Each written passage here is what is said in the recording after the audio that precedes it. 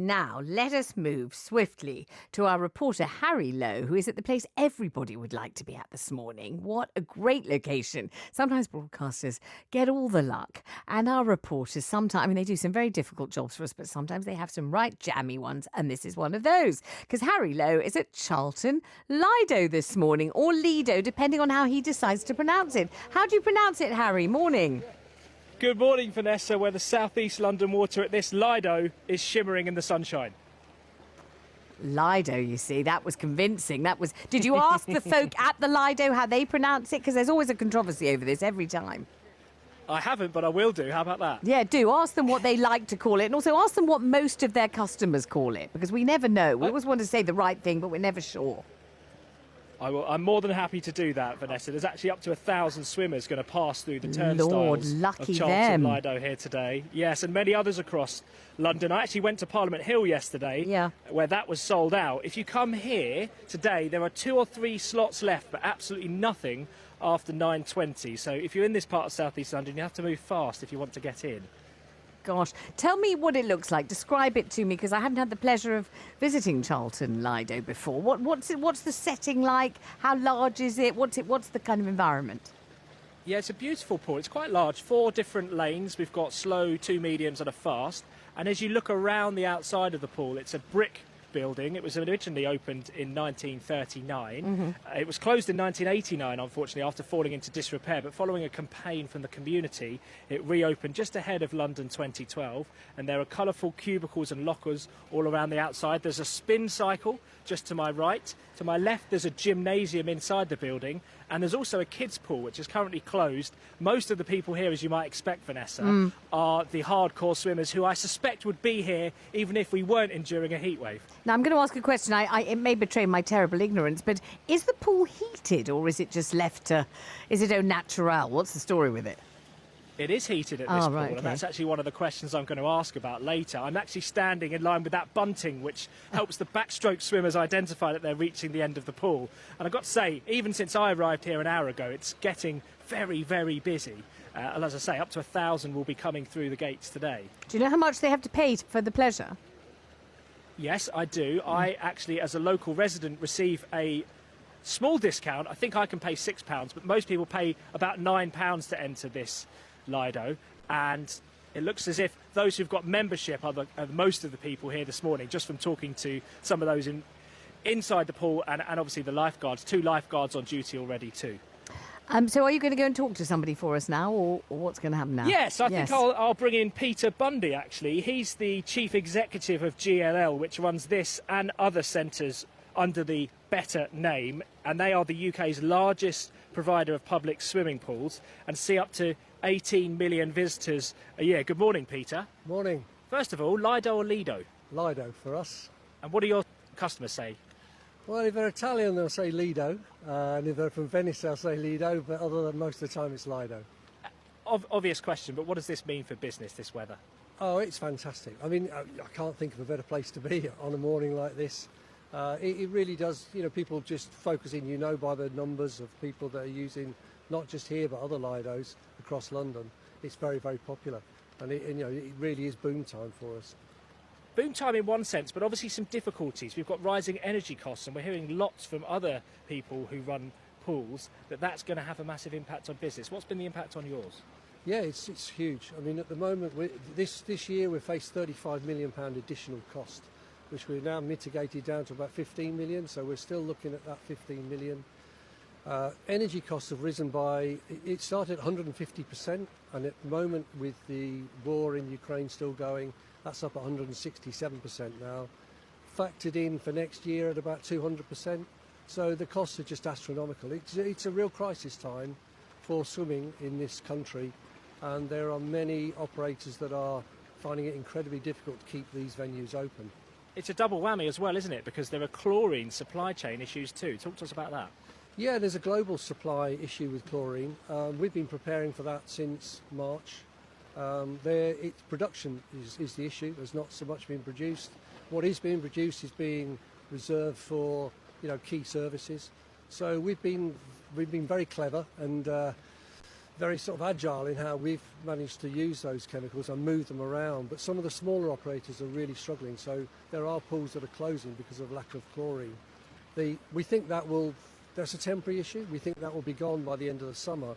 But at the moment, it's a very difficult time for operators all round. And of your different Lidos across London, you've got 5, I understand.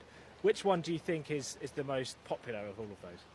Well, there's a fierce race between here, Charlton, and London Fields Lido in Hackney, which are 2 incredibly busy Lidos.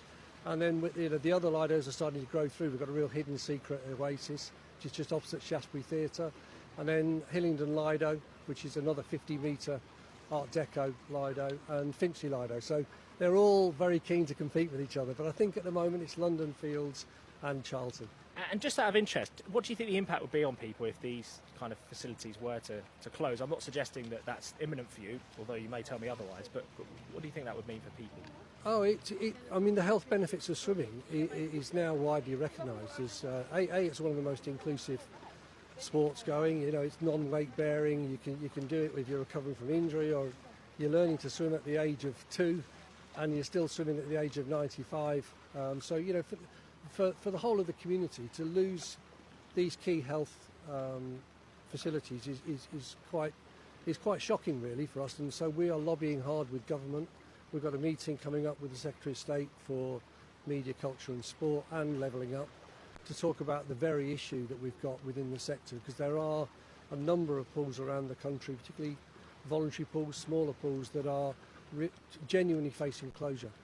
Thank you, Peter, who's Chief Executive of GLL, which operates this pool. Now, Vanessa, I've got a question for you. Yes. I've just taken my shirt off. Would Cool. you like me to dive in? Was that the question? I thought you were going to say, would you like me to take my shirt off and put me in the most difficult position? That's happening. Gosh. That's happening. Oh, I just blimey. wondered whether you're more of a classic dive or a running bomb kind of person. Running bomb 'Cause I'm kind of heading into person. the I pool. would have thought you'd know that about me by now. Running bomb kind of person, even when there's no water available.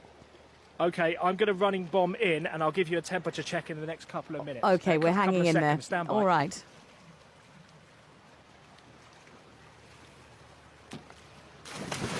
Nice sound effect. Beautifully done. Is he coming up for air? I've got to How was say, that? It is lovely and warm in here, and I feel very, very refreshed. Well, I'm so glad that you are having fun while doing a public service to educate, inform and entertain aboard BBC Radio London's Let's go back to Breakfast Charlton Show Lido and have a chat with our reporter Harry Lowe. Did a magnificent dive bomb into the water earlier. Have you dried off, Harry? I drip dried very quickly. And I'm Nice. still in one piece, remarkably. And you're wearing a one-piece cosy. I thought you were describing Yeah. your attire there. Oh no, just in yellow swimmers and a green cotton shirt, Vanessa. God, it sounds nothing too absolutely extravagant here. delightful. Sounds like Elvis in Blue Hawaii. It really does. So, Harry, you're there at the Lido. People who didn't hear you earlier might benefit from a description of the environment, what it's like, how much it costs, how many people are there, you know, what the attraction is. And the thing we haven't grappled with so far, Harry, I know that you're going to deal with this for me, is the shortage of chlorine, because we know there's a shortage of ketchup, a shortage of flakes, and a shortage of chlorine at the moment. Yeah, there is a massive shortage of chlorine, and I'm going to talk to somebody from Better who runs this pool shortly about that and the rising cost of energy. But they're actually expecting up to 1,000 swimmers here today. I've just been told that 999 of those slots have been sold. There is one left if you come down in the next few minutes. Otherwise, it's sold out for the rest of the day. So those in this part of southeast London need to move fast if they want to use the facilities here today. The temperature is usually around about 22 degrees centigrade, but because of today's hot temperatures, it will get up to 27. This Lido was opened in 1929. Beautiful brick setting. Unfortunately, it fell into disrepair and closed some 50 years later before a campaign to get it reopened by the community, and it did just that in time for the Olympics in London 2012. So to my right is the group cycle studio, which currently has nobody in it. There's also a children's pool, which I'm informed will open at 10. And then to my left,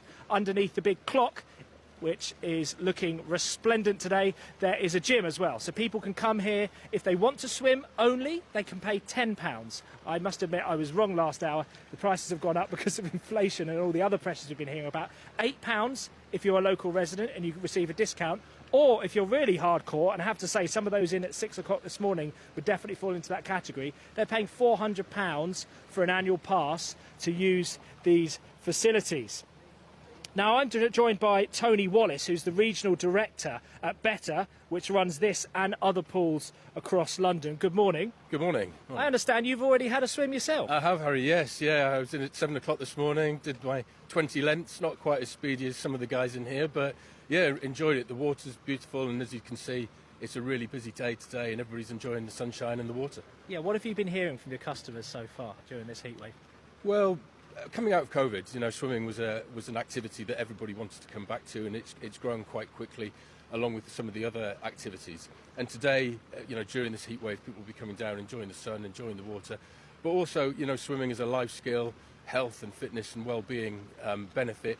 Our indoor pools, and we operate over 100 across London. They'll be busy as well, and everyone will be enjoying the water and getting some well-needed exercise. You mentioned the health and welfare benefits for people, but they may be under threat because there's big issues, particularly surrounding chlorine. Talk to us about that. Yes, I mean, coming out of COVID, we thought we'd come out of the worst pandemic for years, and now we were set fair to rebuild the business. But we are facing a chemical shortage, so chemicals treat the water to make them safe and hygienic, and it's a global shortage across the world. But at Better, we are able to manage this shortage effectively because we can be, as we're a larger organisation, more agile across our venues and safely relocate chemicals to the pools that need it the most. But we are aware some smaller operations and smaller pools are suffering more than us, and so we are trying to work with the industry and the chemical operators and suppliers to try and best manage this chemical shortage as we go. But it is a global issue,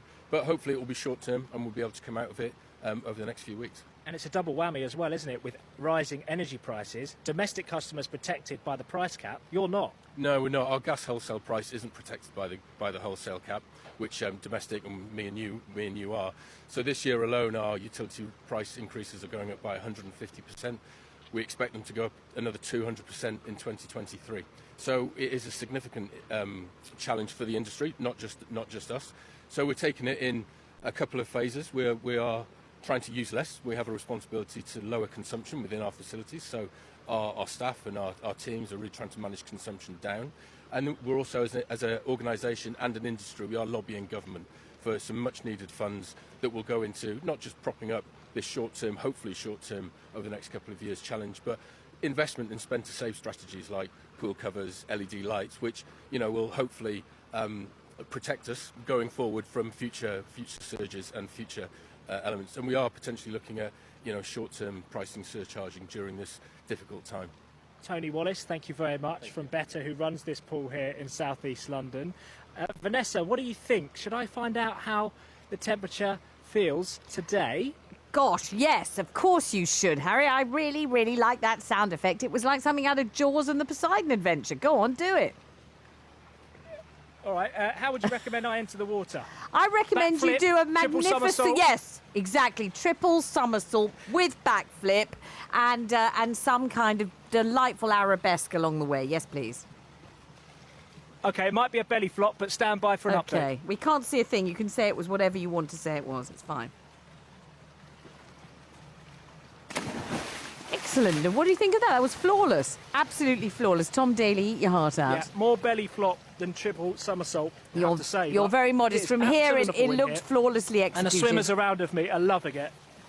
Well done, Harry. You're doing a nice job. The swimmers here are giving me some unpleasant glances, but I've somewhat disturbed the water level here, I must say, but no regrets, no regrets. All right, you're doing a great job. Well done as he gulps down water and broadcasts at the same time. That's very versatile indeed. That's the lovely Harry Lowe, who's reporting from Charlton Lido. He's the one that got the long straw this morning and the best job, the long straw, the cold drink and the lovely swimming pool. That's why Harry Lowe, our reporter, has the plum job today, and he is with swimmers at Charlton Lido. How is it there, Harry? How are you enjoying it?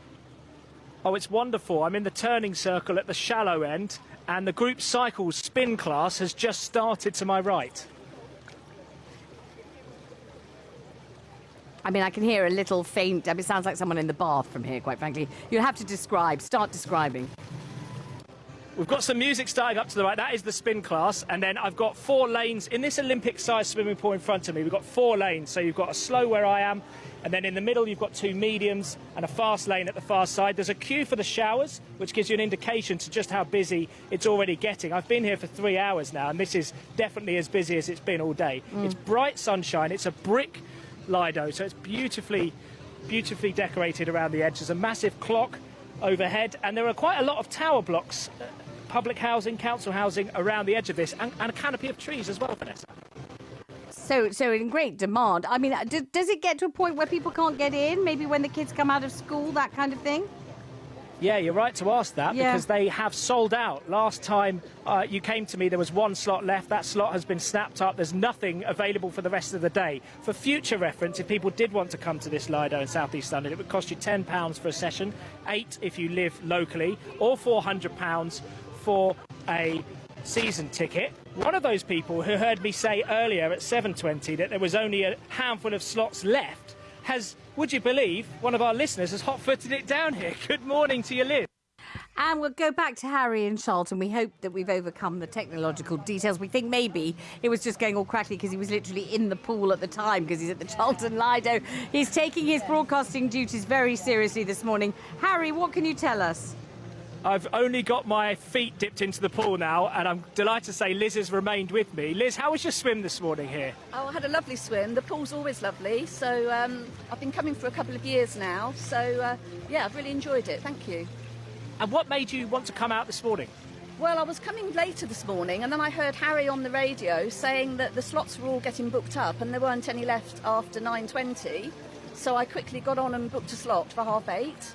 And brought my breakfast with me, because I hadn't had time to eat it. So I've had my swim and I've just had my breakfast at the pool, which is lovely. And how often do you come here normally? I come 2 or 3 times a week, yes, and all year round when it's open, which I think it is now. I think it stays open all winter now. It does. Liz is in a lovely yellow swim cap, I can tell you, Vanessa. And Sue is also to my right. Good morning to you. Good morning, how are you? I'm very well. How was your swim this morning? Lovely. I like Liz. I love coming here. I've been coming since lockdown, actually, and I just really enjoy it. It's been brilliant today. It's quite warm. Yes, what do you make of the numbers of people here? It's a lot more than it is normally, so it's really nice to see people coming in and enjoying themselves. It's great.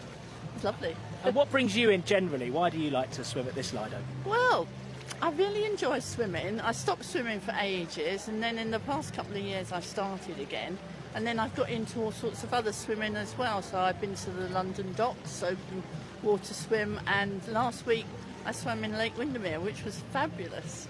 And that's all because I started swimming in the line and got up. Now what's happened? Don't tell me he's gone in for another dip. Right. He's just doing a bit of the backstroke here. Harry, come on, stay out of the water. I'm still here. Can you hear me? Yeah, I can hear you. I can't hear your lovely interviewee very well, unfortunately. She's a bit crackly. Oh, Sue, just tell us, what got you into swimming in the first place, and how far have you managed to go with this? Well, I gave up swimming for a long time, but I've always enjoyed it. And then during lockdown, there was no other exercise available, and I thought this was open. I thought I'd go for it. And then since then, I've gone further lengths, done more distance, and I got up to a mile. And then I got the opportunity to go and swim in Lake Windermere and raise money for Macmillan Charity. So that was fantastic. I did that last week. It was absolutely great. I really loved it. And I've been to the London docks as well, swam in Victoria Dock, also brilliant. And that's all because I started here, building up and doing my training and loving the open water swimming. And what would be your advice to a wannabe swimmer listening now? Go for it. Don't worry about thinking that it's cold in the open water. It's absolutely lovely. Once you get in and you get used to it, it is fantastic. I love it. I'd say, Vanessa, this is a fantastic place to come for a swim. It's a real shame that it's sold out, but you can understand why when you're here. And you may be able to hear the sounds of the cycle studio firing up to my right. There are a dozen cyclists pounding at the bikes. And I've got to say, I think I've got the better of the two options, to be honest. Well, it sounds to me as if you really are having a belting time. Harry in Charlton, he's selling tickets, isn't he, whether he wants to or not, to Charlton Lido, because it sounds better and better as the day warms up. There's all sorts going on, classes and everything, and loads of people there, and a real fun atmosphere, and the best possible place to keep nice and cool today.